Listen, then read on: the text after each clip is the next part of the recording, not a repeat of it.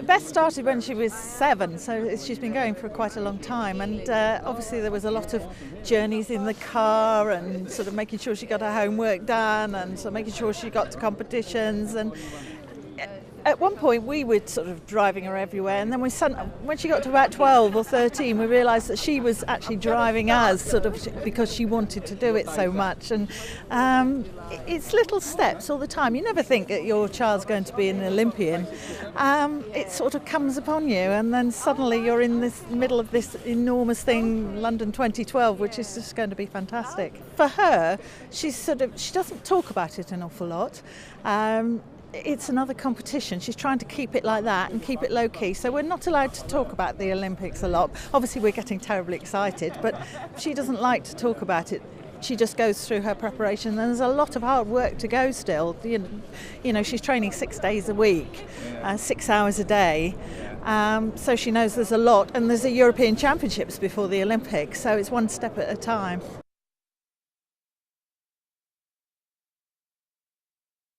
Yes, there's a lot of pressure on Beth, but she takes it in her stride. She's focused on just training and the next step on the journey, which is the European Championships and selection. I mean, Beth won't talk about the Olympics. She just says, I haven't got that piece of paper yet, I'm not selected. I just have to train and do as well as I can in the Europeans in May.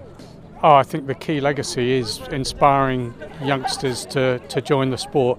Beth herself is extremely focused on that. She started a little company that actually encourages youngsters to just taste the sport. So she's got several academies she started around the country, and it's all about getting that grassroots kids coming and having a go. And if they want to develop it and go through to an elite gym, that's great. But Beth is very, very keen to expand the whole participation.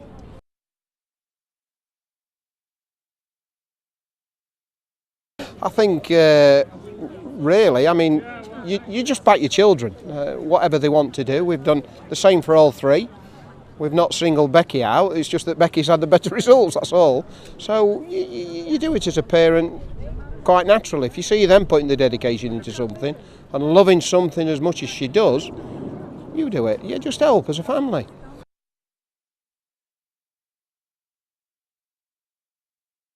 I just hope, personally, that she enjoys it all.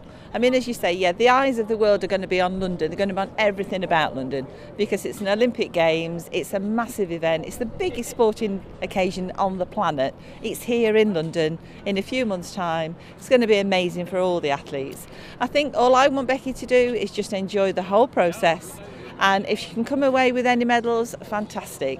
If she can't and she doesn't, she's done it. She did it 4 years ago. You know, for me as a mum, she has nothing to prove. I just hope she goes and enjoys every single minute of it.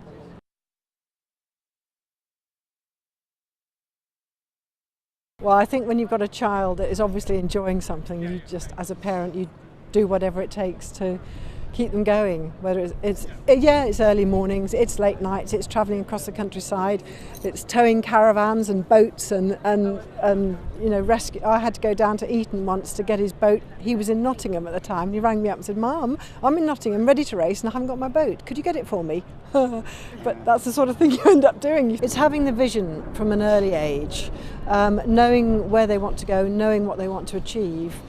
Maybe it's just wanting a bit of the magic, a bit of the fame, a bit of the medals, but maybe it's just wanting to be good at something, to do something properly and doing it again and again and again until they get it right. It's the personality of the child, really. Yes, I can't imagine what the atmosphere is going to be like. And Beijing, I was surprised at Beijing. That was the first Olympics we'd ever been to. But London, I can't imagine. I really can't. It will be fantastic.